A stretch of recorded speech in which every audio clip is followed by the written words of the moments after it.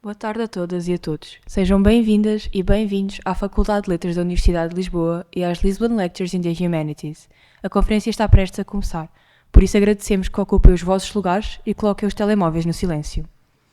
Iniciará esta sessão o Sr. Diretor da Faculdade de Letras, Professor Dr. Irving Fernandes, a quem solicitamos que se dirija ao púlpito.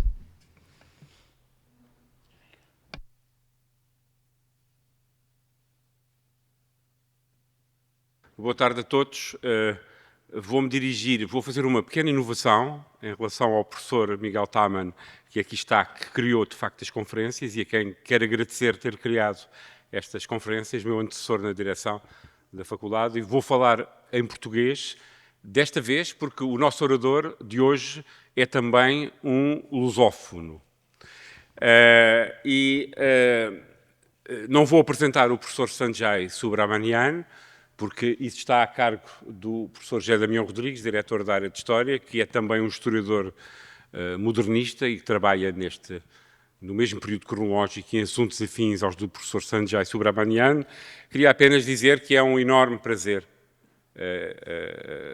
Conheço a obra e também pessoalmente do professor Sanjay Subrahmanyam há muitas décadas e é um enorme prazer, uma enorme honra tê-lo na Faculdade de Letras. Não é a primeira vez que ele aqui está, mas é muito importante tê-lo nesta sequência, nesta série de conferências Lisbon Lectures in the Humanities. O professor Sanjay Subrahmanyam é, sem nenhum exagero, um dos maiores historiadores que hoje em atividade, hoje, 2024, e é um dos maiores historiadores em atividade há muito tempo.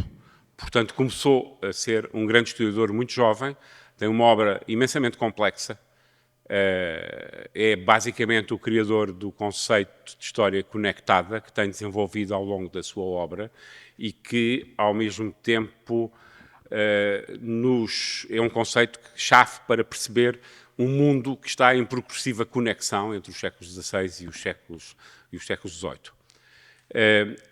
É também um dos historiadores que esteve presente nas Lisbon Lectures, estarão mais seguramente no futuro, e embora eu não esteja aqui nessa condição, enquanto diretor da faculdade, não conseguirei nunca esquecer-me de que também sou historiador e de que, aliás, sou, acima de tudo, historiador e estou, neste momento, diretor da faculdade.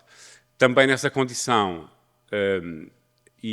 queria dizer que esta é a primeira vez que me dirijo a vós nas Lisbon Lectures enquanto diretor da faculdade, mas espero que seja a primeira de várias, porque a direção tenciona continuar esta iniciativa que foi desenvolvida pela direção anterior. Terminava saudando todos os presentes e, em particular, o Sr. Embaixador da Índia, aqui presente, que nos honra com a vinda, pela segunda vez em pouco tempo, à Faculdade de Letras, também a Sra. Embaixadora do Bangladesh e, finalmente, o professor Paulo Alberto, vice-reitor da Universidade de Lisboa, que aqui representa o reitor e que também já calçou estes mesmos sapatos. E com isto passaria imediatamente, agradeço a presença de todos, sei que estão aqui, apesar de um impedimento de trânsito que tornou o acesso momentaneamente difícil, passo imediatamente a palavra para a apresentação ao professor José Damião Rodrigues, não sem antes saudar vivamente o nosso orador e agradecer à FLUL, na pessoa do presidente da FLUL, meu querido amigo e mestre Arnaldo Espírito Santo, meu professor na faculdade há mais de 40 anos, agradecer à FLUL o apoio que dá a esta iniciativa, sem o qual ela, evidentemente, não seria possível. Bom, muito obrigado.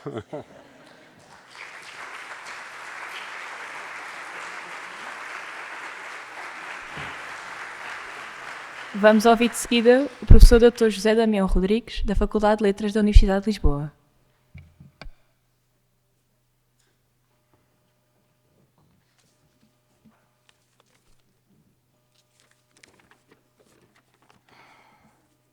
Professor Paulo Alberto, Vice President of the University of Lisbon, Professor Hermenegildo Fernandes, Dean of the School of Arts and Humanities of the University of Lisbon, Professor Arnaldo Espírito Santo, President at FLUL, also my professor, those many years. Your Excellency, Ambassadors of India and Bangladesh, dear colleagues, dear students, ladies and gentlemen, and Professor Sanjay Subrahmanyam, above all, our guest today. Today, the School of Arts and Humanities of the University of Lisbon welcomes a brilliant historian whose work has inspired many colleagues and students. To me, it is an honor to introduce him.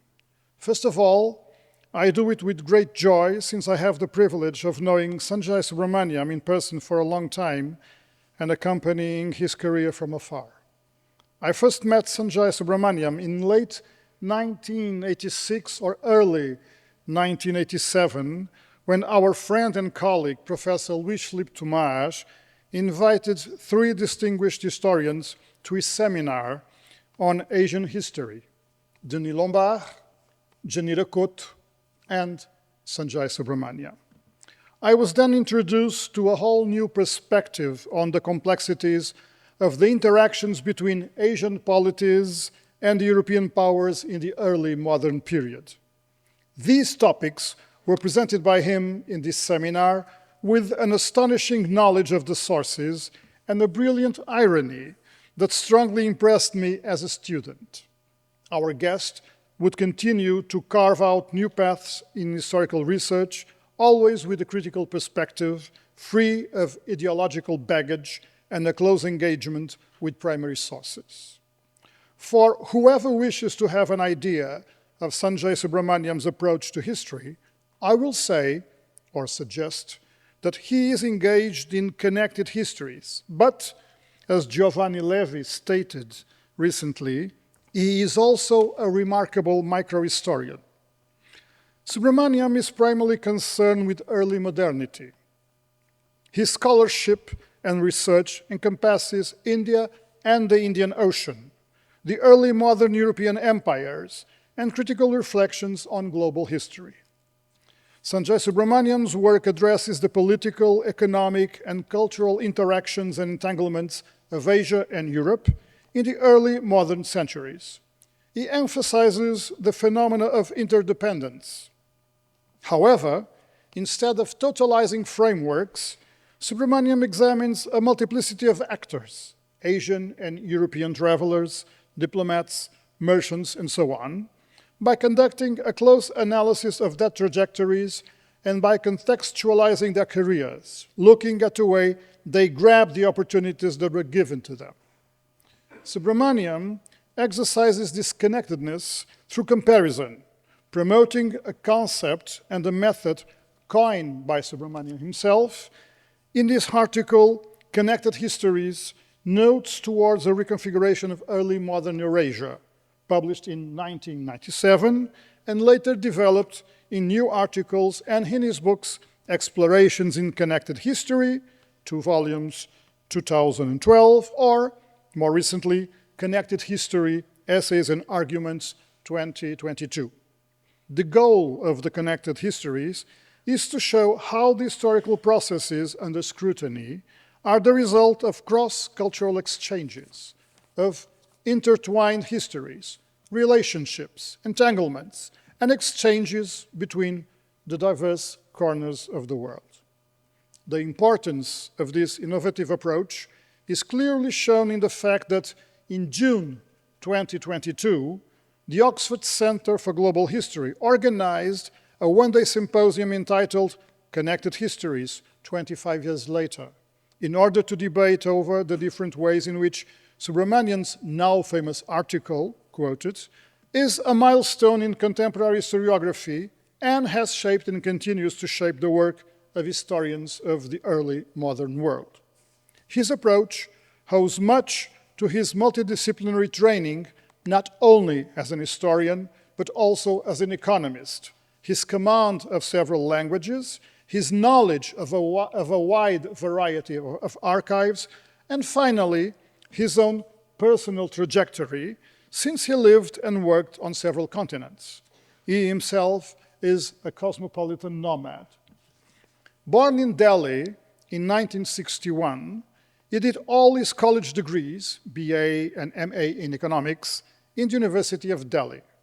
He received his PhD in economic history in 1987 at the Delhi School of Economics.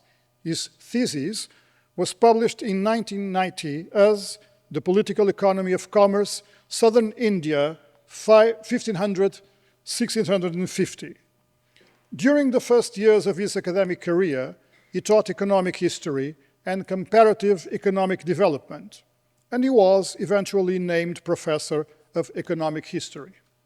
Thanks to the encouragement of two French historians, Denis Lombard and Jean Aubin, Subrahmanyam moved to Paris. From 1995 to 2002, he taught as directeur d'études in the École des Études en Sciences Sociales, where his position was on the economic and social history of early modern India and the Indian Ocean world.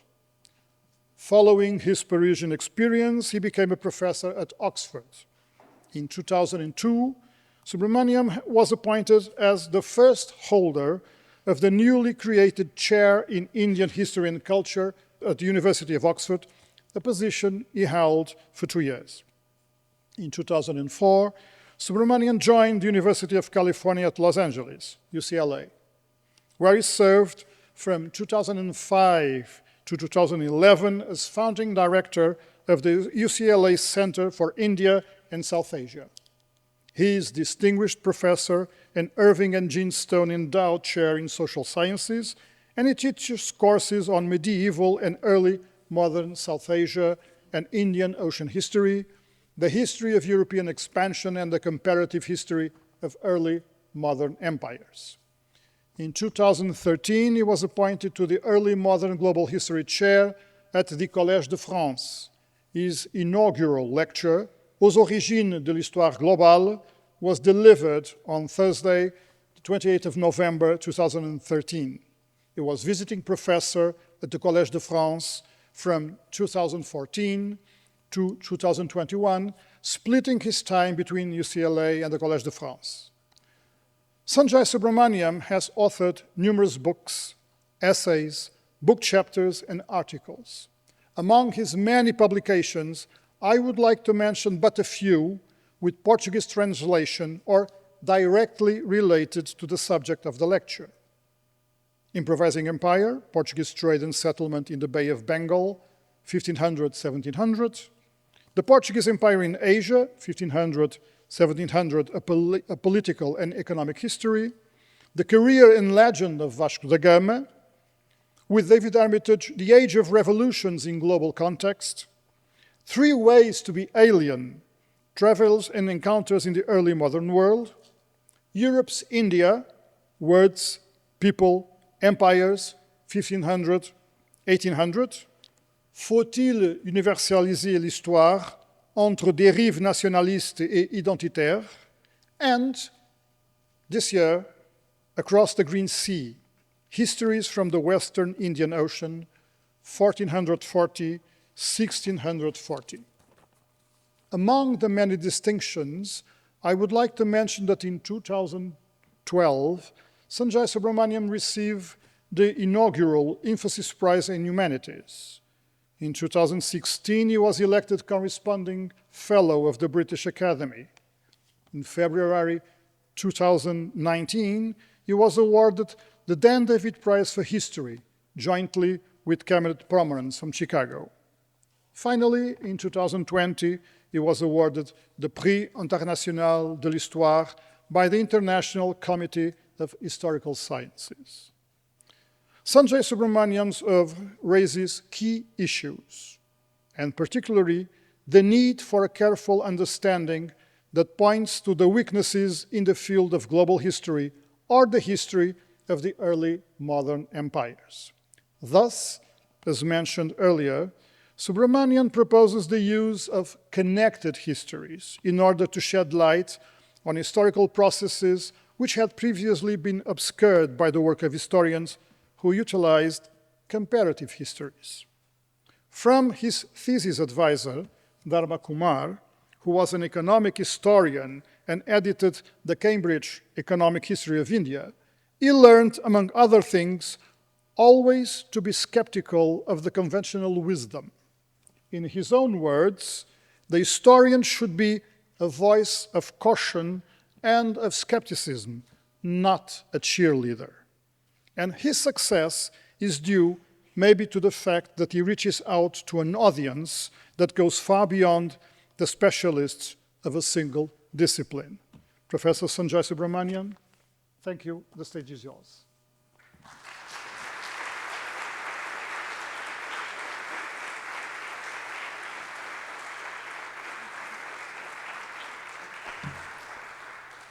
Pedimos agora a vossa atenção para a conferência que se segue. Vai usar da palavra o professor Sanjay Subrahmanyam.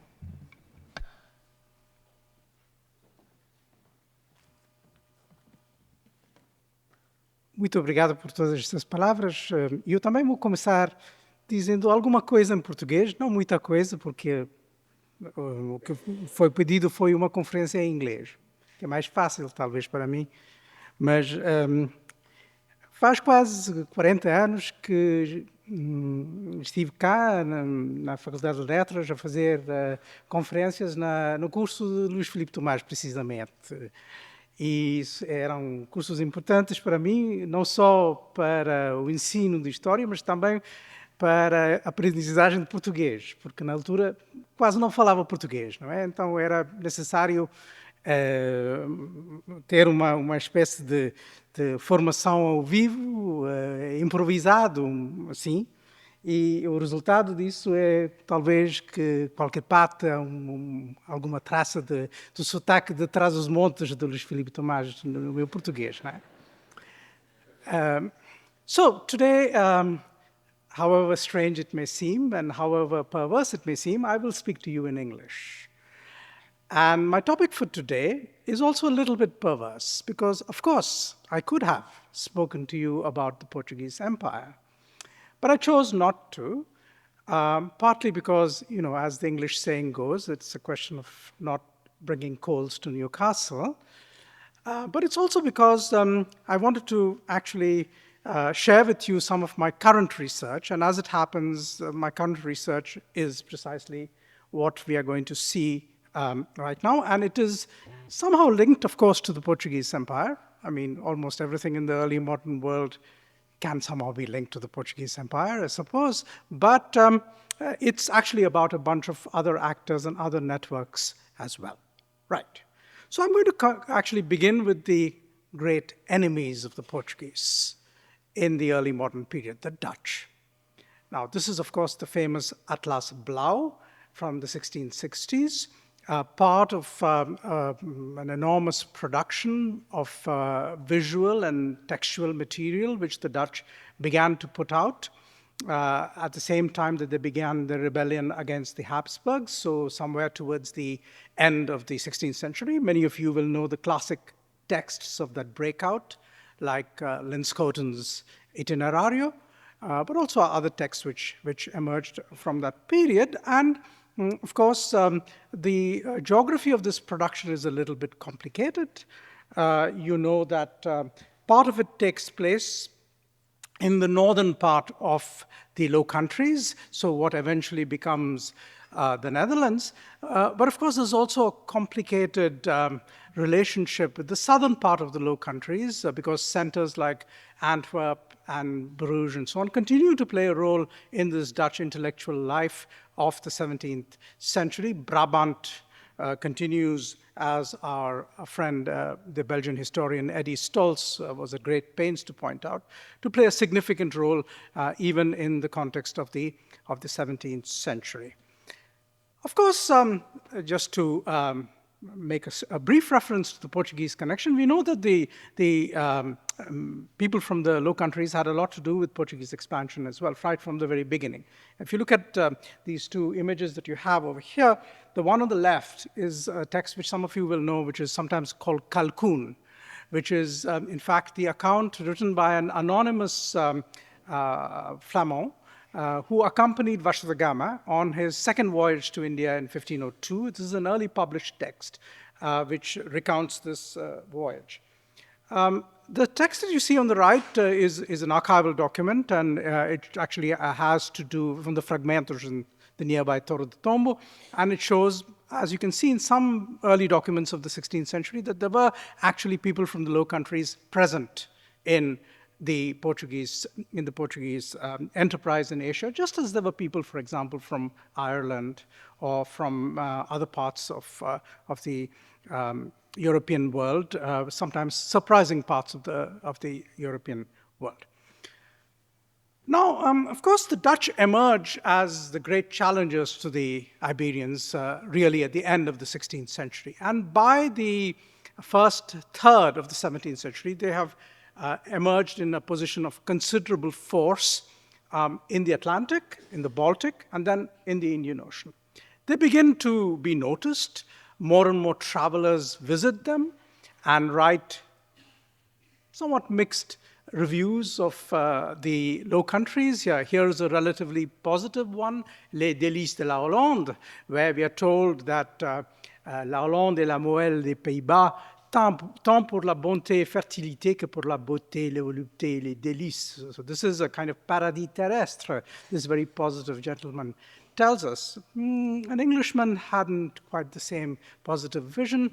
It's the great bog of Europe. There is not another such marsh in the world that's flat. They are a universal quagmire. Indeed, it is the buttock of the world, full of veins and blood, but no bones in it. Actually, technically, this must be a Welshman, Owen Feltham, writing about the Low Countries in the 1650s. So the press is divided, let's say. But there's no doubt that the Low Countries were, in the 17th century, a great powerhouse economically, but also in terms of the production of an enormous variety of materials. So let me start by mentioning some of these materials, which are actually visual materials. And it's, in fact, something which has been pointed out by a number of people. Notably, for example, these two authors whom you will know, the Englishman Simon Schama and the Canadian historian, primarily of China, but also of global history, both of them writing about the Dutch in the 17th century and talking about this importance of this visual culture of the Dutch and how it influenced the manner in which the different parts of the world were conceived and analyzed and described by them, right?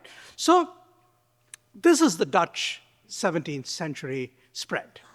They are present, we know, from the Caribbean.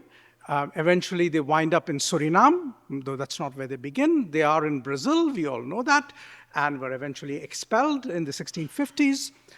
They are present on the west coast of Africa. They are present in the Cape Colony, which will eventually become South Africa.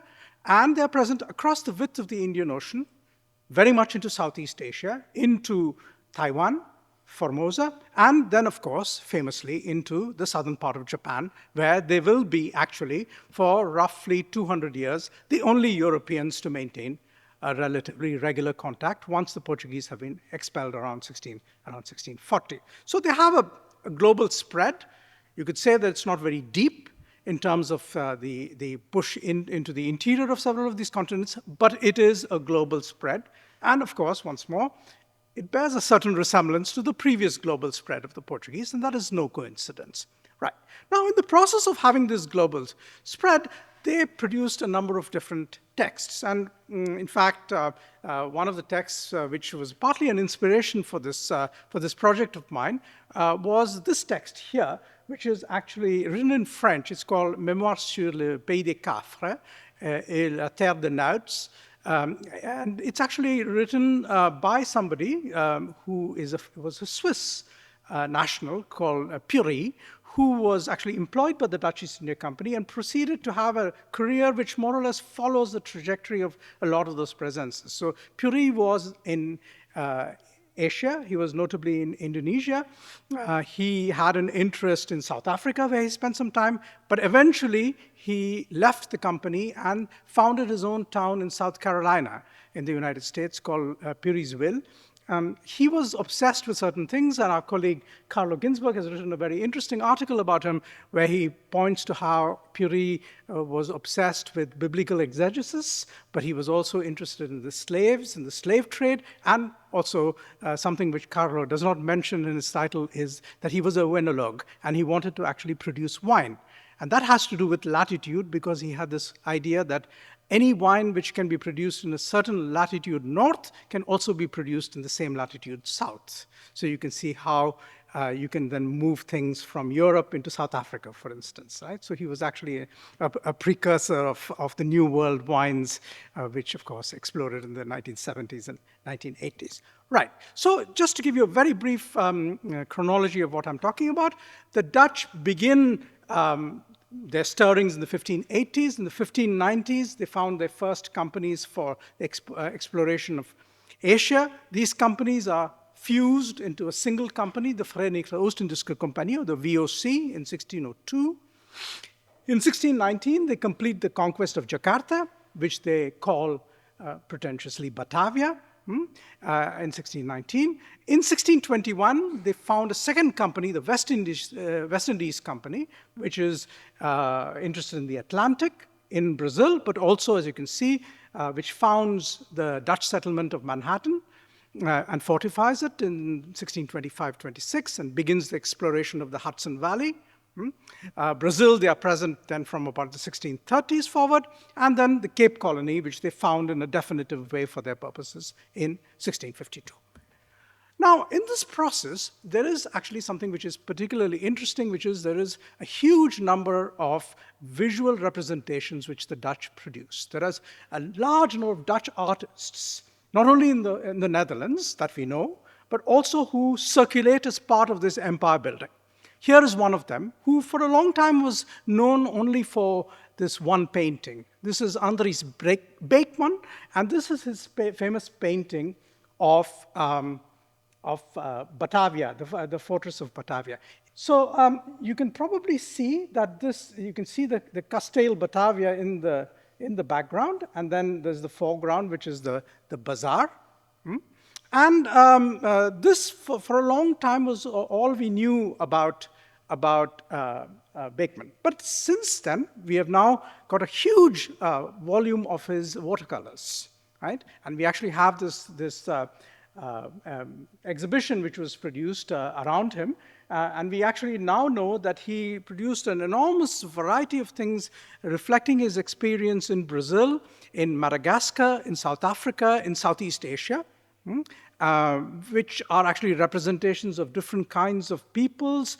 There's an enormous ethnographic variety. You can see over here different peoples of Southeast Asia being represented, and who include some indigenous people, but also, as you can see on the left here, some topaces, so that is to say some mestizos of various kinds, either culturally or in terms of their ascendancy.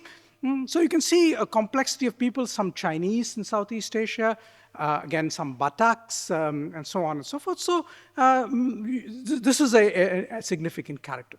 Second personage, just to give you a sense of this enormous and often understudied and unknown production, is somebody who is called the anonymous Cape artist. Did not leave any watercolors or actual paintings, but left a very, very interesting set of 2 sketchbooks.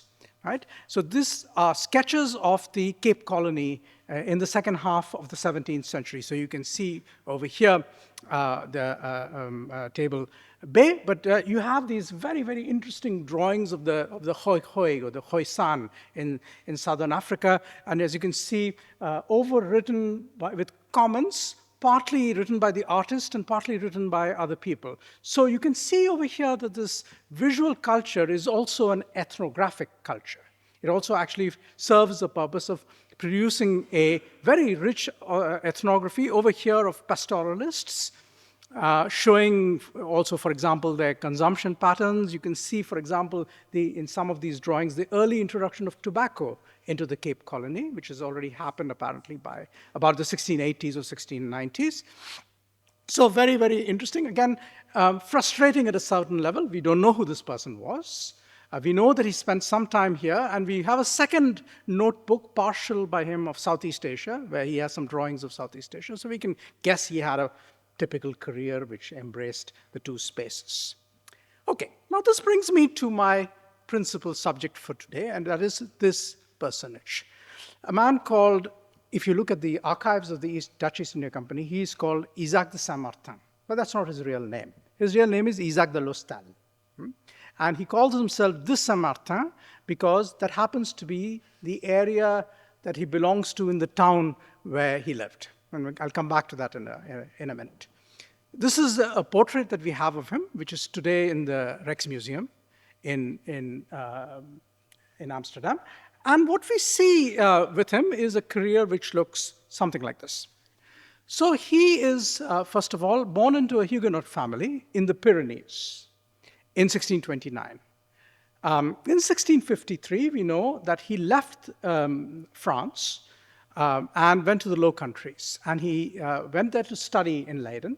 He went to study with a series of people, notably the very famous Golius, who was, or Van Hole, who was also someone who was closely associated with Descartes.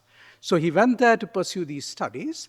After 3 years pursuing these studies, he was recruited into the Dutch East India Company. And he then proceeded to accompany someone whom I'm going to come back to several times, so do retain this name, which is Hendrik Adriaan van Reyde, who's this person that you see in 1657. With him, he goes to Asia. He begins a career then in Ceylon and Malabar, which is Kerala, in 1658. Now, this is a crucial moment because this is the point in time when the Dutch are beginning to finish their seizure of a whole series of Portuguese settlements, right? So 1658 to 1663 will be one after another. The Dutch are going to seize settlements in Sri Lanka, Ceylon, and in Kerala. And eventually it will end up with 1663 when, along with Van Reyde, he takes Cochin, which becomes the chief Dutch settlement in India at this time. In the meantime, we know that he was also briefly lieutenant in Batavia. And his main career, shall we say, visiting card seems to have been as a soldier. That's how he was he presented himself. And so later on, 1664 to 1668, we find him in Colombo, also previously a Portuguese settlement, seized by the Dutch, in the garrison. Then in 1672, he is in Batavia, so in Indonesia. 1676, he's in wars in Banten, I'll come back to this, and succession wars in Java and Mataram. He keeps rising in the hierarchy, the military hierarchy. He becomes Captain Major, 1679. He has a diplomatic side to him. He's an envoy to various people in Southeast Asia. Again, there's a further expedition in 1682 to Banten. And then there is a moment of disgrace, to which I will also return in 1682. He's sent back to the Netherlands, doesn't go back to France, stays in the Netherlands, resides in Utrecht, and manages to maneuver his way back into favor in 1684, and actually rises up and becomes a member of the Dutch Council of the Indies, which is no mean feat, considering that he is probably at that time the only non-Dutchman to be on the Council of the Indies. He is then finally sent one more time to Banten as the ambassador for the coronation, and he eventually dies in a suburb of Jakarta, which is called Kemayoran, and it's called Kemayoran because of him, because he was the Kapitan Mayor. So it's actually his name which is retained in this place. He dies in 1696, and we know that in 1698, his brother from the Pyrenees traveled to the Netherlands to recover some of his effects that had been sent back from Southeast Asia. We have some very tantalizing odds and ends in the local history of the Pyrenees, and so far it's been a little frustrating for me to actually make much headway. So, for example, in the local newspapers, I found this trunk of Saint-Martin, which was apparently a leather trunk that was sent back and in which there were some effects. Equally, in a local newspaper, they have tantalizingly published this little fragment of a letter from Louis XIV in 1698, in which you can actually see that we are told that Seigneur Lostal, who is his brother, is being sent to Amsterdam. But it is also mentioned over here because we are in the 1690s, remember? So in the 1680s, you will remember that there's this, the Edict of Nantes has been repealed. So there's a sort of French religious turmoil taking place. And so here, if you actually look at the second line, it says that he's a nouveau converti. So this means actually that the brother has converted finally to Catholicism.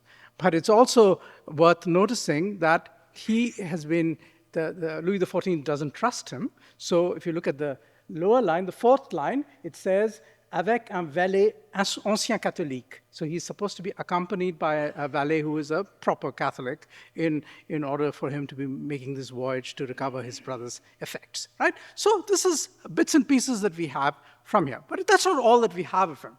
In a private archive, a few years ago, someone found a first bunch of letters from Saint-Martin. Right? And these are letters which are from the 1660s, relatively early in his career. And they are letters which are written to his brother.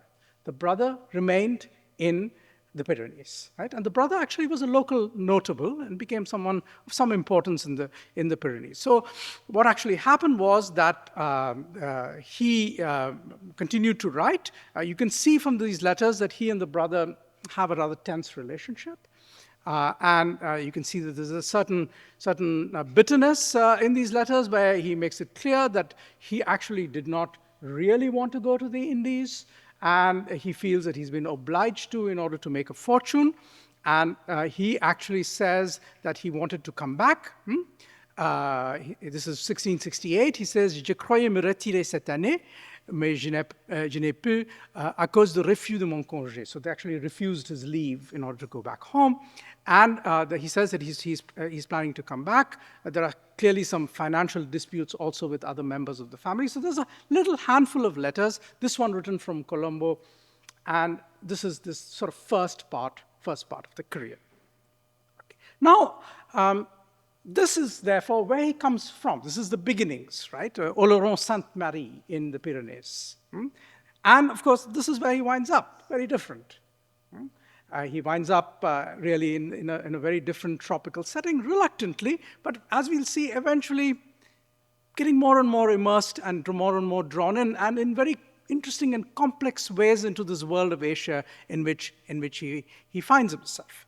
Now, a lot of Saint-Martin, as I'll call him, his career will be spent in Indonesia. But he has also spent some time, appreciable amount of time, in Sri Lanka and in India. So he actually has some acquaintance with these areas as well. He calls himself Saint-Martin, by the way, just as a point of passage, because he comes from a quartier in Oloron, which is called Saint-Martin. So in fact, he took the name of his he's sort of like someone decided to call himself João do Chiado instead of calling himself whatever, João Álvares. So this is the part of the world in which he spent the greatest amount of time, but he also spent time elsewhere in these other parts of the Dutch company's interests. Now, there's one point about him which I want to stress, which is that there was this moment of tension and disgrace, because this is a moment of entry into his career, which gives us a slightly different angle on him compared to, let's say, those early letters. So 1680s now, we are fairly advanced in his career. He's risen up in the hierarchy, but he's going to face an issue. Now, this episode is when the Dutch, who were having problems and had been having problems for several decades with the port of Banten in Western Java, decided that they were going to shut down this port. Right? So the Dutch had very noted monopolistic tendencies all over the Indian Ocean. And this was one of the ports which had resisted them for a long time. And the Sultan there had managed to negotiate with the English, had managed to negotiate with various other people. So at this time, they decided that they would shut it down, and caused an enormous furor as a consequence. They conquered the place and eventually put a kind of puppet sultan in place of the sultan. This eventually became the cause of an enormous international legal case, because the English East India Company filed a legal suit against the Dutch East India Company, saying that they had no right to actually impose a monopoly on a free port. And this matter was then discussed at great length. You will know, of course, some of you, that the Dutch in the early 17th century had been famous for being proponents of free trade. Right? Hugo Grotius, the great Dutch lawyer, had written a famous text called Mare Liberum, in which he proposed the Portuguese were wrong to impose monopolies, and they actually had no right to have monopolies, that everyone should be free to trade. But here were the Dutch doing exactly what they had accused the Portuguese of 70 or 80 years earlier. And so, in fact, you have this very interesting back and forth, which is also very important for the history of international law, where Peter van Dam, the official historian of the Dutch company, is brought in to produce justifications for the monopoly. John Selden, on the part of the English, and his materials are also mobilized. So various people are making various arguments about the freedom of the seas, the freedom of navigation, and so on. And there is our friend Saint-Martin in the middle of all of this. But what is Saint-Martin's role? It turns out his role is rather curious, because the Dutch authors of this time, and here I'm giving you a passage from a Dutch text, which is the Oude Nieuw Oost-Indiën of François Valentin, tell us that the problem was that Saint-Martin was too close to the natives. Right? So that he actually was the person who was sent with an expeditionary force to shut down the port. But instead of shutting down the port, he sat on the other side of the river, and he didn't do anything. And he apparently, many other people suspected that he had relations with the court was sending him regular bribes, and so on. So eventually it turned out that there was somebody else, you can see his name somewhere down there, called the Kapitein Jonker. Now, this Kapitein Jonker was a younger man, an eager beaver. He was also a mestizo. He was actually half Ambonese. And so he was actually eager to push ahead and complete the conquest, no doubt also to advance his career. So the two of them got into a conflict. And so finally, Saint-Martin, who was trying to prevent this conquest from happening, found matters taken out of his hands. And Jonker completed the conquest, displaced the ruler of Banten. But then we are told that later on, he had his revenge, because he then secretly organized the assassination of Captain Jonker by sending his own people in the neighborhood of Jakarta to do that. So what we're getting here is a rather interesting picture of Saint-Martin, someone who has a certain proximity to the people on the other side. And why? Well, part of the reason is apparently that he was someone who had a certain knowledge of the indigenous languages. Right? This becomes increasingly clear, that this is one of the reasons why he came to play a significant role, that his Malay was rather good. And he was actually able to get by in all these court circumstances through this. It's very funny because, as it turns out, in the 18th century, somebody wrote a play in the Netherlands about the capture of Banten. It's actually a Dutch author called Van Haren, who was an anti-colonial author. And in the 18th century, he wrote this tragedy about how the Dutch should never have conquered Banten. But it's also rather curious that the villain in this version is Saint-Martin. Right? So it's Saint-Martin who goes and speaks to the Sultan of Banten and says these things. This is the French translation, contemporary of the Dutch, where he says, he's boasting about the Dutch, right? He says, des rives où l'aurore éclaire cet empire, jusqu'au bord de ces mers où le soleil expire, Coromandel, Ceylon, Malacca, Malabar, la victoire vous a tout lié à son char. And then you get all the names of the great Dutch conquerors and so on. So here he is appearing to be the quintessential Dutchman, who is the representative of the conquest. He was anything but. He was actually the ambiguous not-so-Dutchman who was actually then not exactly carrying out the role that he was supposed to carry out. Now, who exactly then is this person? We actually realize that he's much more complicated than we thought he was. First of all, he's not even born in Oloron. Right? This is a little extract from his pay slip. And in his pay slip, you can see over here, it says that he's Isaac de Saint-Martin, Van Salis. So he's actually from the town of Salis is where he's born, in the Pyrenees, but he's not actually from Oloron. And by this time, he had become an extraordinary counselor of the Indies. We can see that he's a very slippery customer, finally. Lots of aspects of him turn out to be rather interesting. So for example, after he goes back and he's disgraced and then he recovers by mobilizing his contacts in the Netherlands, he comes back to Asia in the middle of the 1680s, passing through the Cape of Good Hope, right?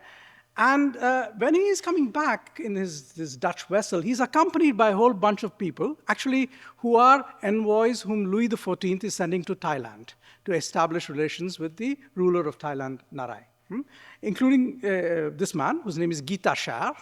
And he talks about how he was on the ship, and he was there with Baron van Reyde, the friend.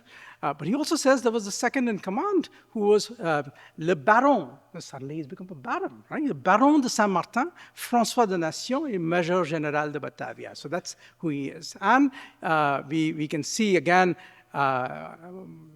this description where we're told that he's a Major Général, commandant en chef de toutes les troupes de la Compagnie des Indes. And he also tells us something which is very interesting, that he and Van Reyde are very closely linked. Okay, so now let us see where this link to Van Reyde takes us. Basically, where it takes us is it explains a whole lot about how someone like Saint-Martin functions. He functions essentially as part of a very complex network, right? And this network explains often his nomination to crucial positions. And in order to recover his network, we have to go to various sources. So these are the sorts of official sources that we have, the enormous archives of the Dutch East India Company.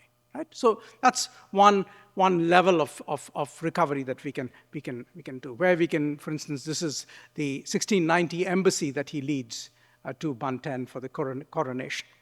But there's also lots of other materials, and these lead us to his network. So what is his network?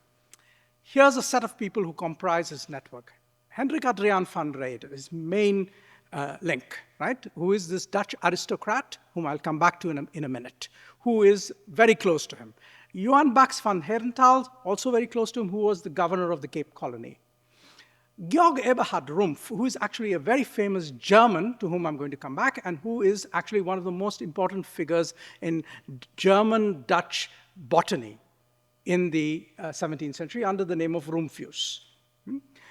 Engelbert Kempfer, another German, who is best known as the first European to have written a systematic history of Japan, but who had earlier been a representative of the Swedes to Iran, had been in Southeast Asia, and who would eventually wind up his career in Japan. Somebody whom I'm going to talk about a little bit more, Herbert de Jager, very important but obscure figure, someone who came from a peasant background, entered the East India Company, and became a certain sort of important character. Daniel Havard, similarly. And then the two people at the bottom, I put a star against them because they're a bit different. They are both people who never went to Asia, but they stayed in the Netherlands and manipulated things. Adriaan Reiland was a professor in Utrecht. Nicolaas Witsen was the mayor of Amsterdam, and a huge collector, a man with an enormous fortune, a personal friend of Peter the Great of Russia, whom he actually had in his house when Peter the Great visited the Netherlands. So someone who is enormously well-connected, but never visited Asia. He knows a lot about it. So Reiland, you can see here a recent edited book about him, and the somewhat hagiographic biography of Witsen, which is called The Wise Merchant. He was wise, certainly, but he was much more than wise. So what we are seeing here is this network, and this network will eventually lead us in several different directions, which I'm going to now try to explore at the time that remains to be. So this is Van Reyde. Van Reyde was a Dutch East India Company employee, and he would never have been remembered if he had only been that. He is also the man who is responsible for this work that you see on the right.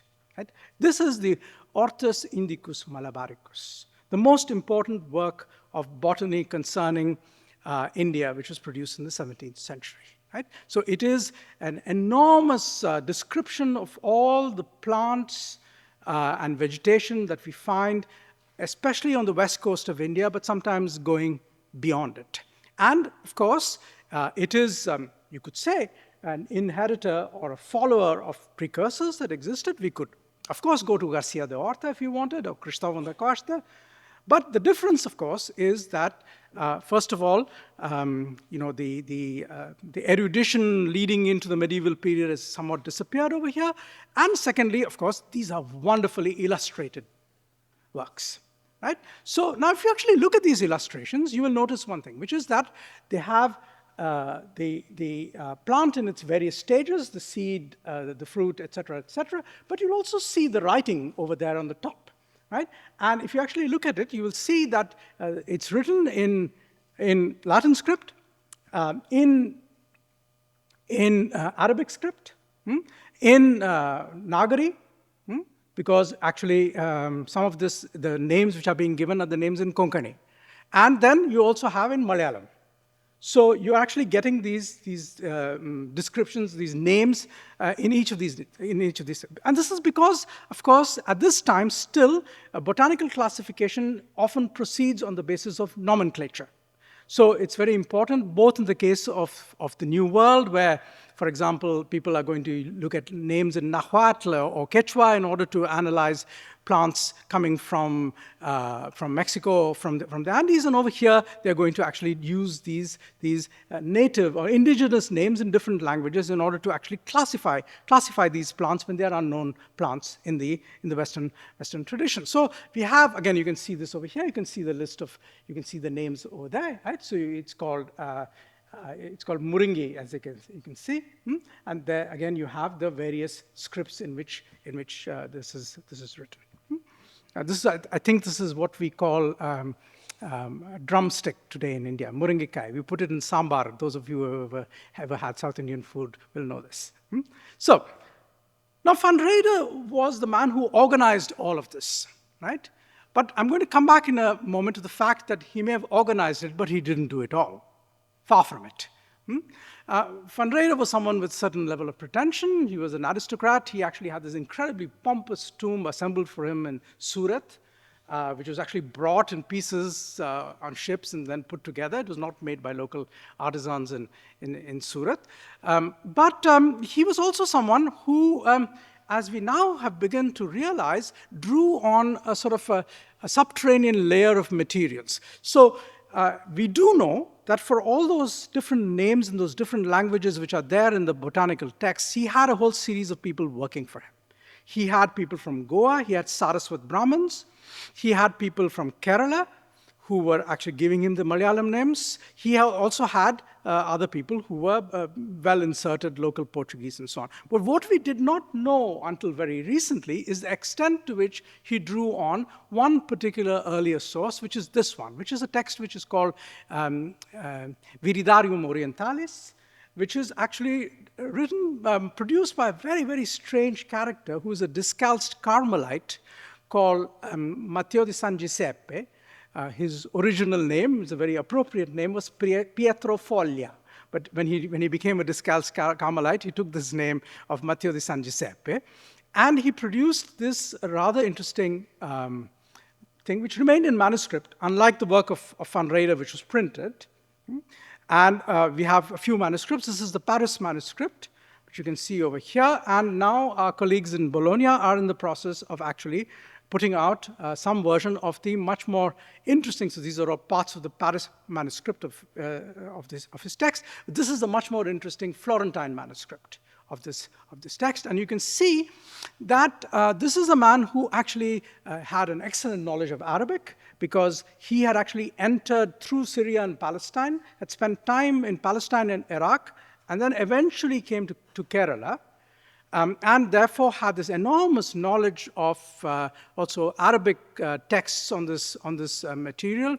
If you want to track back some of the networks, he is linked to Jacobus Golius, who's the brother of Petrus Golius, who was teaching Descartes in Leiden. And so he's actually someone who also has this kind of larger network. It turns out that one Golius brother was a Protestant and the other became a Catholic in Antwerp. So you can see how he could be linked to the discalced Carmelites. So in fact, it turns out that a lot of the Van Reyder text, in fact, derives from this previous text, which now soon, when our colleagues publish it, we'll have a much better sense of the relationship between these two. So he's drawing on all of this, but he's also then drawing on a network of various people, indigenous native informants, but also other people who are giving him help and so on. Amongst whom we must count Saint-Martin, because Saint-Martin, as it turns out, is a person who's a very, very important go-between between different kinds of people, who has a very large personal fortune, and he was actually spending this personal fortune in order to keep up certain people, paying them pensions, paying them salaries, and so on and so forth. Now, of course, it's true that we have always known that the Dutch company was not a Dutch company. We always known that there were a whole bunch of Germans there. And especially we know that after the end of the 30 Years' War in 1648, a lot of demobilized soldiers from the 30 Years' War in Germany joined the Dutch company. So that's a well-known fact. There were also a lot of French mercenaries working for the Dutch company as well. So it's a mixed affair, and we can see some of that in this particular, in how this thing particularly works out. So let's just very quickly get a sense of the rest of this network. Kempfer, right? The other person whom I mentioned. Kempfer, who began his career working for the Swedes in Iran, but then winds up representing the Dutch in Japan, right? And who is in Nagasaki working for the Dutch East India Company for several years, and then builds up an enormous portfolio of materials concerning Japanese botany, other kinds of things, also regarding Persia, as you can see over here.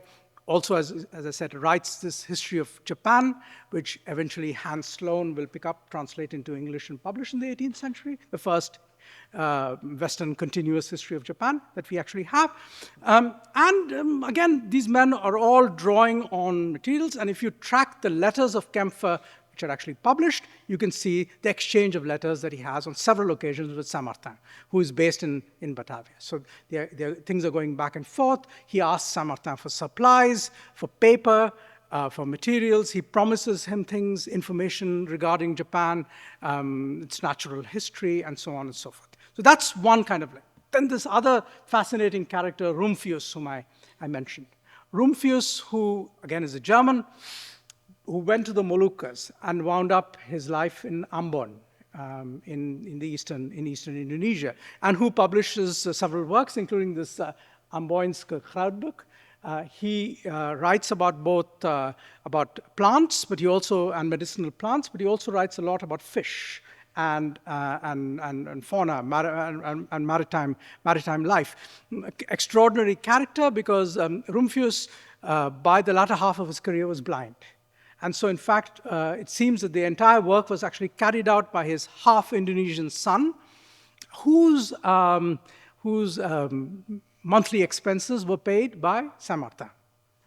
So, in fact, he's intervening in all of these productions, not as a great botanist himself, not as an intellectual, but as someone who's a facilitator, an organizer, someone who actually goes back and forth between things. Okay, and these are examples of Rumphius's botany, and you can see there's a family resemblance distinctly between this and what Van Reyder was doing in the case of Malabar. Interestingly, once we start chasing up these people, we also see in the exchanges of letters that they have between them that their interest in botany is equally linked to an interest in languages and philology. They're interested in families of plants and in families of languages, and how these two are linked to one another. Right? Of course, sometimes it's because the languages are used to describe and classify the plants, but there are also different things. So here, for example, are some of the letters exchanged between Herbert de Jager and Rumphius. And some of these were actually even published in the 17th century. Now, these are accompanied by some very interesting documents. For example, we have these texts which are written in Arabic or in Persian with interlineal translations. Okay? Or we have these vocabularies that you have over here, where, in fact, very curiously, the only European language which is present here is Italian. So that column on the left is Italian, and then you have Arabic, Persian, and Ottoman. So you have the equivalent. So these texts which are actually being produced, and they're meant to facilitate the learning of the language for the purposes of the company, but they're also meant to be reflections on the language itself. Right? So Herbert de Jager, you can see this is one of the few texts that were printed in the 17th century, an exchange between him and Rumphius. translated into German. But he also, Herbert de Jager is an extraordinary linguist who has an enormous command of both Persian and Arabic, and as we'll see in a minute, Malay. So he is someone who is actually working through these languages, who is also trying to produce methods for learning these languages. And in the case of some languages, this is particularly interesting because for Arabic and Persian, these are classical languages which have an enormous tradition of grammars and so on. In the case of Malay, this is not the case. In fact, we know that de Jager was the person who actually did the first Western method for learning Malay, which you see over here. It's the Malay Leeskunst, which is produced by him in 1683. It precedes this, which is a more well-known Vernley method for learning Malay. And our late friend and colleague who was mentioned, Denis Lombard, is one of the few people who's actually studied this text, of which there are two manuscripts. And it's very interesting because de Jager is actually trying to impose the grammatical structure of Arabic onto Malay, which is a very improbable thing to do. The two languages are very different. Malay has an incredibly simplified grammar. Arabic has a very complex grammar, but he's trying to use it to move between the one and the other. So these are people then who, if we follow them, you have to follow them into these exchanges, into the letter books. These are some of the private letters of Saint-Martin, which I've now found recently, where he's exchanging private letters with other people inside the East India Company, asking them for different things. You can see his Dutch is not bad by this time. And he actually is then doing various things in terms of his financial manipulations, is pursuing his career, and so on and so forth. Living always then on the outskirts of Batavia, in the Batavia's Ommelanden, as you call it. Now, I want to close with something which I think I have found, which I think is in a way I don't dare to call it the icing on the cake, but it's something like that. It turns out that Saint-Martin was probably the first European who had an important collection of Malay manuscripts. Right? We don't know of any European before this who actually had an appreciable collection of manuscripts in Malay. Right? So these are some of the manuscripts that he actually had. Now, the problem is that most of these manuscripts have disappeared, and I'll come back to the question of its disappearance. There's only a few of them which we can find today. Maybe one or two in the Bibliothèque Nationale in Paris, maybe one in Leiden. But look at these texts that he has collected. So there are texts on mysticism. Some of them are very generic in terms of the title, because we have the list of titles. We don't actually have the manuscripts at hand. But some of them are unknown texts. So the Kalila Vadimna, for example, is the so-called Panchatantra. These are these animal fables. So he has a Malay version of those animal fables. He has something like the Hikayat Raja Iskandar, which is the story of Alexander the Great. He has Hikayat Amir Hamza. He has a Hikayat Pandava, which is obviously some kind of a Mahabharata text. He has these texts on ilm al-fiqh, on Islamic law, on astronomy, and so on. So he has all of these texts, not a huge collection, but it is, as I said, perhaps the first time that we can actually find a European who has collected as many Malay texts as this. Right? I'll come back, as I said, in just a minute to what happened to them. But what is even more interesting from a certain point of view of his mentality is when I found an almost complete catalog of his library when it was sold at his death. Right? Again, we don't have the books, but we have the catalog. And this is what his library consisted of. This, by the way, is one of the early Malay manuscripts that we have in the Bodleian, which is a kind of a Ramayana manuscript, which is called Hikayat Sri Rama, which is slightly earlier than his materials, but there are very few such Malay manuscripts. So we have to think about the fact that, of course, he's collecting these materials. He's collecting letters also. For example, this is a letter belonging probably to his collection, which is today in the Vatican Library, because apparently the Vatican Library bought these things in an auction in the Netherlands in the 18th century. But what I'm interested in closing with a little bit is this. This is the catalog of his library, as he had it in Jakarta. What did it consist of? 286 folio titles, 428 quarto titles, 323 octavo titles, and 476 duodecimo titles. That's a rather serious library for someone sitting in Batavia and who's essentially collecting European books as well. Right? So obviously he made this one trip back, but a lot of the time he's ordering books and getting them. So what does he have? I've obviously not given you anything like a complete sense of what he had, but here's a sense of the kinds of things that he had in his library. He had Flavius Joseph, A History of the Jews. He had François de la Motte Levaillet. He had a text by Grotius. He had Paolo Giovio, but in Dutch. He had Van Reyder's Hortus Malabaricus, but then he had Couto's Decada Oitava. He had the Vida de Dom João de Castro. He had Castiglione's Libro del Cortegiano. He had Selden's work on law, Menasse ben Israel, Biblia Hebraica. He had this, Richard Simon's famous book on the critique of the Old Testament. He has this book, the Ibn Arab Shah's History of Tamerlane, translated into Latin. La Pere's Préadamité, interesting.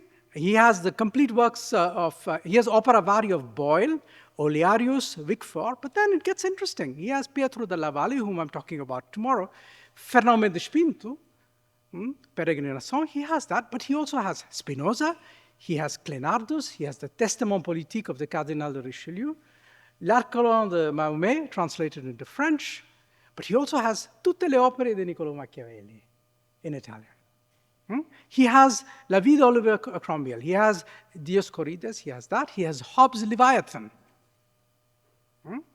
He has things like this. He has Pufendorf. So if you actually look at this, and I've discussed this at some length with my colleagues in France, and everyone says, this is the library of a libertin. This is what this looks like. This is the library of a libertin. This is someone who collects things like Old Testament criticism, but who also is interested in Machiavelli, who's interested in Descartes, who is interested in buying things which had actually been published in Europe not so long ago. But he's continuing to acquire these things, and we can get a real sense of this, and once I'm able to finish a much more full analysis of this fairly large corpus of books, I think we'll have a sense, know a man by his library, and this is what you can get as a sense of it. So we're dealing with someone then who is rather obscure and interesting, masked and half revealed, half in and out of the European world, half in and out of the Asian world, never someone who actually writes anything of great significance or publishes anything of great significance, but he was not the only one who never wrote or published anything of great significance and whom we take seriously. I mean, it has also been pointed out that there was other great figures of the 17th century who were facilitators, go-betweens in these relationships in the Republic of Letters without themselves being the great authors. And things of someone like Nicolas Fabry de Peresque, for example, who never really wrote anything of any particular significance, but who was an enormous collector sitting in Carpentras, unlike, of course, our friend who actually traveled. So, as I said, a libertin who likes to have books like this, Traité de la Jalousie. We don't know whether he actually had any children. We can suspect that he did. He was never officially married, Saint-Martin. Who has books like this, which is the translation of Ibn Arab Shah's History of Tamerlane into Latin, right? Published, as you can see, by Elsevier in the Low Countries. So all in all, a person who we can see parts of, we cannot see parts of, partly because he doesn't want us to see some parts of him. As to what happened to these books and manuscripts, the library, as we know, has never been traced as books because he obviously did not maintain a kind of ex libris. The manuscripts, there was for a long time a rather strange legend about them. And the legend ran that the manuscripts sat in Batavia for the whole of the 18th century, and that in the early 19th century, Sir Stamford Raffles seized them, right, the founder of Singapore, and that when Raffles was carrying them back to England, his ship Fame burnt, and therefore the manuscripts of Saint-Martin disappeared as a consequence. We now know the story to have been entirely false. Raffles did not acquire these manuscripts, and they were not on the Fame. The Fame did indeed go down, but they were not on the Fame. Rather, it seems that they sort of disappeared, vanished little by little, went into different collections. And as I said, probably there's 2 or 3 of them that we can still trace. But what is interesting then is this figure who's a kind of a spider in the middle of a web, where he's linked to various other people, sometimes people who intellectually or in terms of intellectual history are much more important than he is. But in fact, I hope it gives us pause to think that sometimes it's actually not what is above the water on the iceberg, but what is below the surface, which is worth our while as historians to study. Thank you for your attention.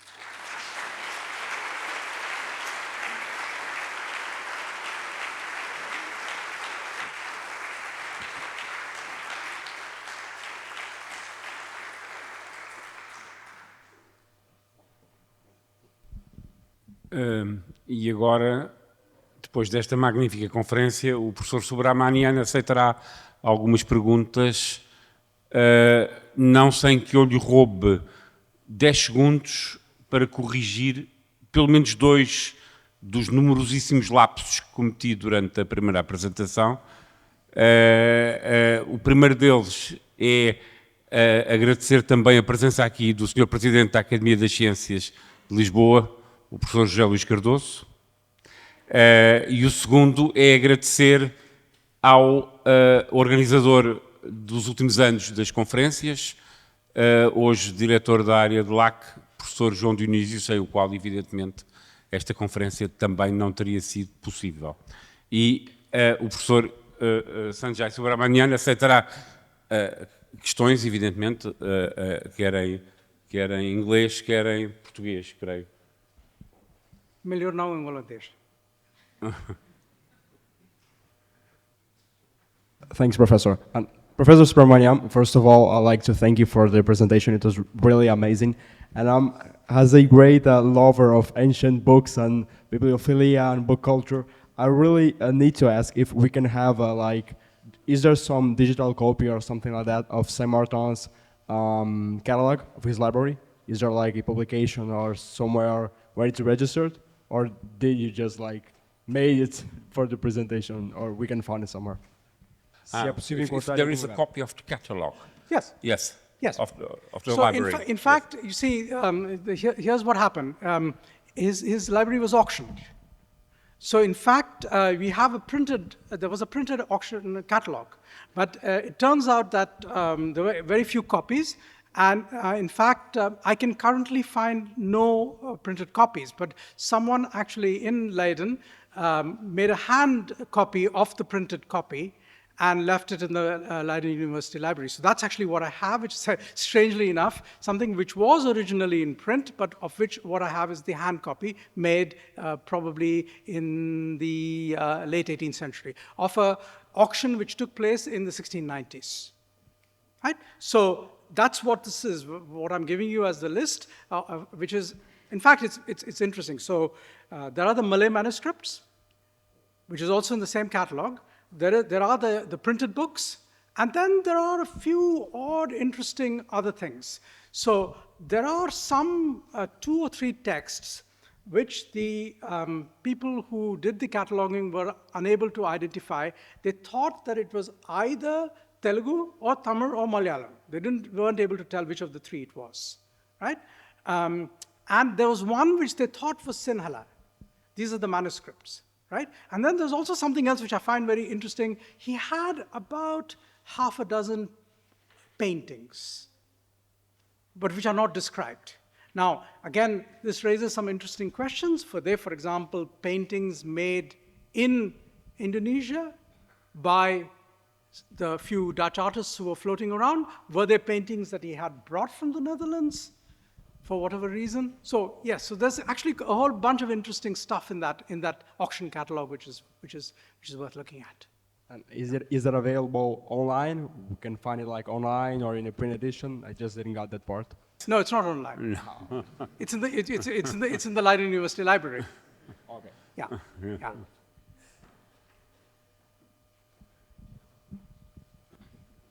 Good evening, Professor. I was very interested in listening to your lesson, but I have a question which is not too related with the matter of your conference. If you allow me, I have been intrigued since 1998 when we commemorated here the 500 years of the arrival of Vasco da Gama to India. I was quite surprised, and many Portuguese people as well, why India rejected its participation on the event. Excuse me, can we stay with the topic of today's lecture? And it doesn't seem to me that you want to talk to me about today's lecture. I would rather prefer to talk about today's lecture. No. Yeah. Well, we can have this conversation privately. Yes, we will take questions on the topic of this lecture. Olá, boa tarde. Será que posso falar em português? Sim. Consegue perceber? Então, nesta época, a aquisição de espécimes botânicos exóticos estava muito em voga. Esta rede de conhecimento botânico de que estivemos aqui a falar interceptava de algum modo a rede comercial? If there is a connection between the network of studies in botany and the commercial network. Yes. Obrigada, professor Emergente. See, obviously, because the whole point, in a sense, is this, that all of this, whether we are talking about Funreda with the materials in Kerala, or Rumphius in Indonesia, or Camphor in Japan, in all of these cases, this is botany which is linked to commercial botany. It's linked also to projects, for example, of moving plants from one place to another. Is it possible to, it's of course a long debate in early modern empires. Can you acclimatize plants and move them from one place to the other? Obviously you could. I mean, the Columbian Exchange is exactly about that, right? So these are indeed commercial projects, but they are more than commercial projects for the people who are engaged in them. They become intellectual projects as well for those people. And they become linked up to their other interests, which are, in language, which are in all kinds of other aspects. So I think that the commercial side is distinctly important. But I think that I wouldn't want to, even though I began my career as an economic historian, I wouldn't want to reduce this purely to the commercial aspect. I think that we need to look beyond that. And indeed, as people who have always studied, let's say, Garcia de Horta have always done, right? I mean, obviously, that too is a text with flagrantly commercial dimensions, but not only. Yeah.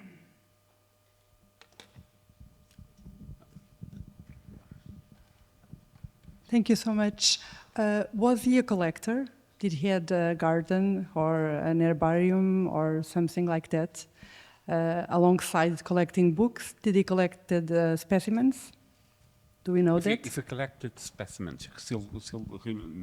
No, so far as we know, at least in what was left at the end, and he had this fairly large property, which is in what is, Kemayoran is where the airport of Jakarta is today, right?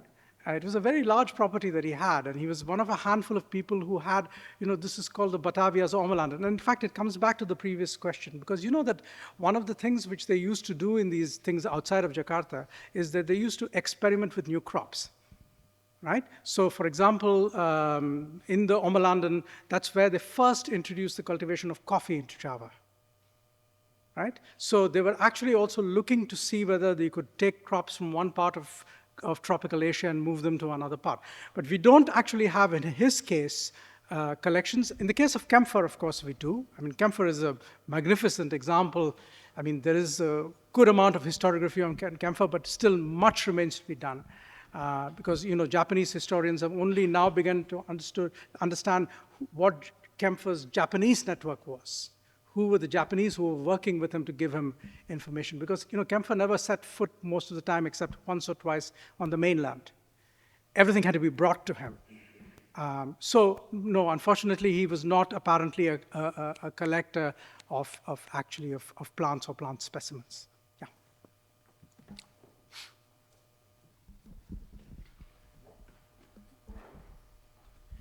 Muito boa noite. Primeiro, obrigado. Foi uma excelente conferência. Falou-se muito aqui sobre redes de clientelismo e no contexto holandês. E quando algo que se notou, pelo menos das figuras que foram aqui faladas, estas redes quando se compara no contexto português, com o Império Português, existem poucos membros de ordens religiosas. Também há outras diferenças, há outras diferenças entre redes de clientelismo no contexto holandês e do contexto português. Redes de clientelismo, de clientelas. Clientelismo, sim. Sim. Existem diferenças. Que mais diferenças é que há entre os dois contextos, o contexto holandês e o contexto português? So we have to be careful about taking a few things into account, right? First of all, it's also a question of which period we're talking about. So if you're going to talk about the Portuguese in the 16th century and then the Dutch in the middle of the 17th century, it's also the fact that we have moved a century, right? Yeah. But if you're going to talk about them at the same time, right, in the same period, which has to be the 17th century because there were no real Dutch networks in the 16th century, then the interest is actually to see the extent to which not only are they contrasting, which they might well be, but the extent to which they are overlapping and feeding off one another. So let me just very briefly go back to my example of Matteo di San Giuseppe, right? Now, Matteo di San Giuseppe, actually has this enormous text on plants. What did Van Reyde do with it? Now, Van Reyde obviously used it, but what is now increasingly clear was he used it, but he was embarrassed by it. Why? Because Matteo di San Giuseppe was a Christian mystic. And so, behind the patterns of plants and so on, he was constantly seeing mystical Christian themes, right?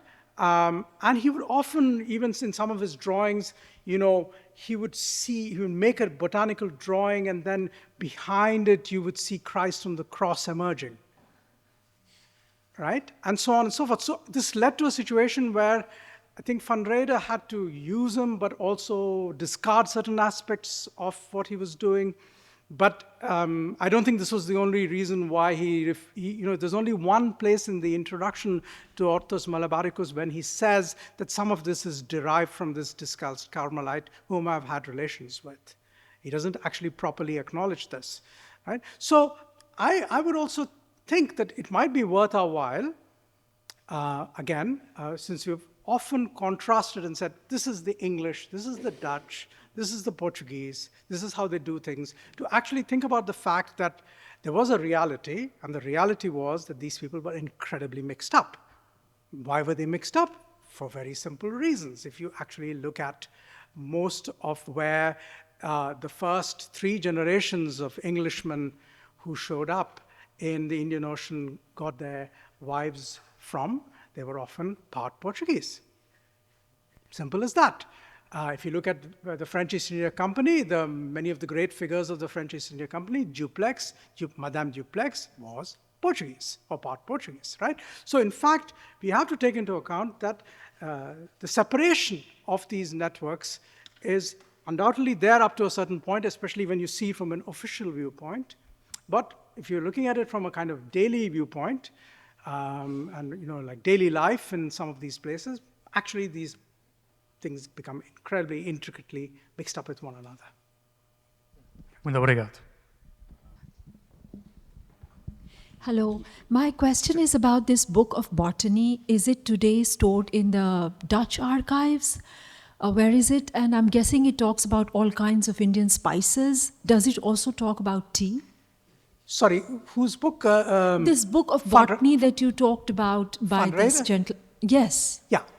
No, you see, Van Reyde's main concentration is on the botany. So remember, it's called Orthos Indicus Malabaricus, right? So it is actually the garden of Malabar, India. So his main focus is on the plants that you can find in tropical India, essentially along the coastal strip of Kerala and probably extending north into into what we would today call Dakshin Kannada. So it's that area, and it's that set of plants. And then there are some plants which are actually medicinal plants from the Middle East. But I think that is actually the influence of Matteo di San Giuseppe on him. But so far as I can recall, tea doesn't feature amongst them. I may be mistaken, but I do not believe that it does. And at this point in time, coffee is more important than tea. In the 17th century, the Dutch have begun to trade coffee in Yemen. Right, so you know that the Dutch had a factory in Mocha, in Yemen. They were buying in Mocha and Sana'a, and they were bringing coffee. And so, in fact, eventually this will also help the spread of coffee, because the Dutch are partly responsible for bringing coffee to Java. They are partly responsible for bringing it to Sri Lanka, right? But you know that the coffee plantations, for example, that you have in South India, date to a later period. They don't come from as early as this. And you have coffee plantations today in southern India, but they were not there at this time. Though people were drinking coffee in India, I mean, in the 18th century in India, I mean, there's a famous poet based in Delhi in the 1740s who has actually written Persian, verses about drinking coffee. And in which he says that, I drink coffee rather than drink wine. And that is because when I smell the coffee bean roasting, it's like the smell of a burning heart. Right? So we will take two more questions, and there is one there. So three, then that's it. Obrigado, professor. No tópico da filologia, foi falado que houve uma tentativa de aplicação de regras gramaticais árabes na língua malaia. Por que essa conexão? Por que esta conexão? See, okay. So the case of de Jager is very interesting. So this is actually de Jager we are talking about, right? So de Jager is linked to somebody else whose name is Daniel Havart. So de Jager was actually, in a way, the linguist. So he came from a very humble background. He was picked up by Witsen, the mayor of Amsterdam, and educated, sent as a linguist, as a tolk, as they used to call them, what the Portuguese would call a língua. He was sent to Asia, but his entry and his approach to Asia came through Arabic and Persian. So those were his first languages, right? And so then he proceeded to try to understand various other languages essentially through this filter. Okay. Now, this filter is, of course, somewhat inappropriate when you already appear, for instance, apply to Dravidian languages, because actually the Jager knew Telugu, we know that. And he actually taught Havart Telugu, so far as we know. But for Malay, which is, as we know in terms of grammatical structure, it doesn't have a grammatical past, it doesn't have a grammatical future. It doesn't have verb conjugation in the sense that a lot of these more complex languages do. So, in fact, it's quite an inappropriate thing. So, I mean, this small article, which is actually the last article which Denis Lombard wrote, which was published after his death, on this Sprachenleeskunst of de Jager, he discusses this, and he talks about, why did this text not have an afterlife? And why didn't it work? And he actually talks about how, well, actually because it was actually a strange book written by someone who was linguistically massively overqualified, but not at all appropriate for someone who was starting to learn Malay from scratch. And that's not how it worked. So it's actually the angle that he's coming at himself in terms of his personal trajectory, which I think is somewhat determining here. Final questions? One here. Yes, and the other one. Thank you, Professor Sanjay. My question is, we have first grammar written on Hindustani by Ketelaar, a Dutchman, in 1698. Ketelaar. Yes. So, going through so many manuscripts, did you come across any other manuscript that mentions Ketelaar? Or? Thank you. Yes. So he's referring to someone called Johan Joshua Ketelaar, who was actually also a Dutch East India Company employee and diplomat, who went also to the Mughal court, but who wound up actually spending time in Rajasthan. I think he went through probably Udaipur on his way to North India. And he eventually wrote a book, wrote a method for studying Hindustani, as he called it, of which we have some manuscripts. There's been some publications actually on that. So Ketlar is actually a part of this larger network. He's linked to one of the figures that I mentioned to you, which is Reiland. So Reiland is the person who is the professor of languages, of Oriental languages in Utrecht, right? And Ketlar refers back to him. And there are some of Ketlar's manuscripts which are actually in Reiland's collection in Utrecht, right? So depending on which way we draw the network, we can take it through this node or we can take it through that node and we can arrive at this or that person. Today I was focusing more on Saint-Martin, but if, for example, you did what the people who did that edited volume which I showed you on Reiland did, you can actually see what is Reiland's network. And if you see that, then you will see de Jager in it, and you will see Ketlar in it, and you will also see some other people who are interested. I mean, Havard. Havard actually wrote a book, which is a very interesting book, which is called the Persians Secretaris. And it's actually a book of, what in Persian is called insha, which is how to write letters in polite society. Right? So these are books which exist in Europe also at this time, right? So how do you write a letter to this kind of person? How do you write a letter to that kind of person? And so on and so forth. How to write love letters. You can have various versions of this thing. And he actually wrote this thing for how to write letters in Persian. But now we have actually found in Reiland's collection the manuscript where he was learning Persian from this guy in Hyderabad, and who was teaching him how to actually read Persian, how to make sense of Persian manuscripts. It's full of these. Actually, I showed you this interleaved thing where there's a text in Persian and then there's there's a Western language translation in between. That is Havard. Right? So you can actually see there are these quite intricate, again, networks of people learning languages and trying to work with them. And we often, the myth of the Dutch, of course, which the Dutch liked to spread, was that they only went to make money. And no doubt they made money. But as it happens, they also did other things. And the last question over there, if you please.